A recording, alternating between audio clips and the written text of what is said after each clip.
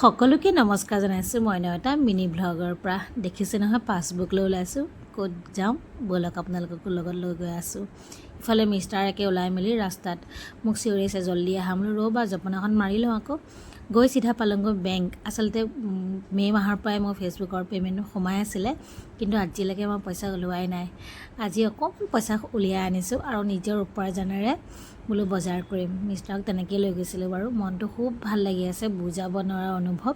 কেতিয়াও সপোনতো ভবা নাছিলোঁ এনেকৈ যে কিবা এটা কৰিম বা পইচা ইনকম কৰিম আৰু নিজৰ উপাৰ্জনৰ পইচাৰে যে কিবা এটা ঘৰলৈ কিনিম। কেতিয়াও সপোনতো ভবা নাছিলোঁ আৰু ভবাও নাছিলোঁ। তেওঁ যিহেতু সৰুকৈ এটা চাকৰিও আছিলে। তাৰপিছত যিহেতু ফেচবুকত ইমান ধুনীয়া প্লেটফৰ্ম দিছে, সকলোতো গম পাইছে। আজিকালি সকলোৱে পেজ খুলি ল'লে, গতিকে ময়ো এটা পেজ খুলি লৈছিলোঁ ছেপ্টেম্বৰ মাহত, যোৱা বছৰ।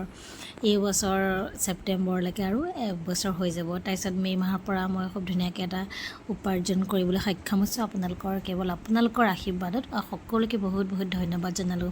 তাৰে অকণমান পইচা উলিয়াই আনি আজি নিজৰ মন পচন্দ চব্জি কিনিলোঁ। নিজৰ উপাৰ্জনেৰে মনত যে কিমান ফূৰ্তি হেঁপাহ দেখিয়ে গম পাইছে আপোনালোকে।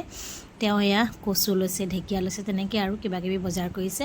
মই অকণমান ভিডিঅ' বনাইছোঁ। যিহেতু মোৰ লং ভিডিঅ'ত আপোনালোকে বহুত মৰম দিছে আৰু বহুত বহুত ধন্যবাদ জনাইছোঁ আপোনালোকক। ইমান যে মৰম দিছে, সঁচাকৈ মই কেতিয়াও ভাবাই নাছিলোঁ।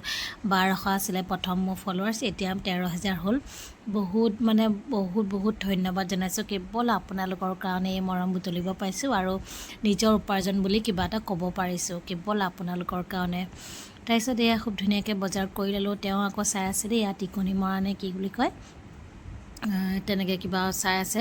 আমাৰ যিহেতু এইপিনে খুব খায় ডিব্ৰুগড় ফালে, আমাৰ আকৌ নগাঁও পিনে আমি খায়ে পোৱা নাছিলোঁ।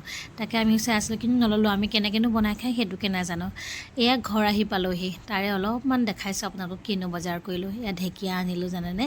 ঢেকীয়া কচু আগতে ঘৰত বনালে নাখাওঁৱেই, এতিয়া কিন্তু কিনি খাবলগীয়া হৈছে। কিয়নো এতিয়া এইবোৰ খালে ভাল বুলি কয় ন, আৰু কিনা বাকী চব্জিখিনিতো একো হেৰিয়েই নাই, সাৰেই চব।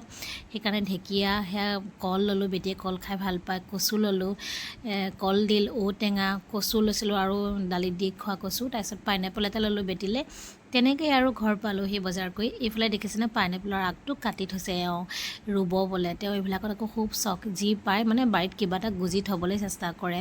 তাৰপিছত দালিত আকৌ মই ডাঙৰ কচু দিছিলোঁ, বজাৰৰ পৰা আনিছিলোঁ বাৰু। সেই ক্লিপটো ইয়াত দিয়া নহ'লে। ইমান যে ভাল পাওঁ খাই। ৰাতিপুৱা মই আজি বেংকত যাম, পইচা উলিয়াম, সেই ফূৰ্তিতে ভালকৈ ৰুটি ভাজি খোৱাই নহ'লে। তাৰপিছত দালিৰ পৰা দুডোখৰ কচু উলিয়াই এনেকৈ মই মুখৰ মত আহি মনে খাই আছোঁ। বহুত ভাল লাগে খাই। আৰু মই ভিডিঅ'টো এইকাৰণেই আপোনালোকক আগবঢ়াইলোঁ। আজি হয়তো আপোনালোকৰ কাৰণে ইমানখিনি সফলতা অৰ্জন কৰিছোঁ, নিজে কিবা এটা কৰিব পাৰিছোঁ আৰু নিজে কিবা এটা উপাৰ্জনো কৰিব পাৰিছোঁ। সেই উপাৰ্জনে ঘৰলৈ আজি নিজৰ পইচাৰে বজাৰ কৰিছোঁ। কিমান যে ভাল লাগিছে ক'ব নোৱাৰোঁ। মিষ্টাৰে নালাগে বুলিয়ে কৈছিলে, বোলো হওক দিয়া, সদায়তো তুমিয়ে দিয়া, আজি মই দিওঁ।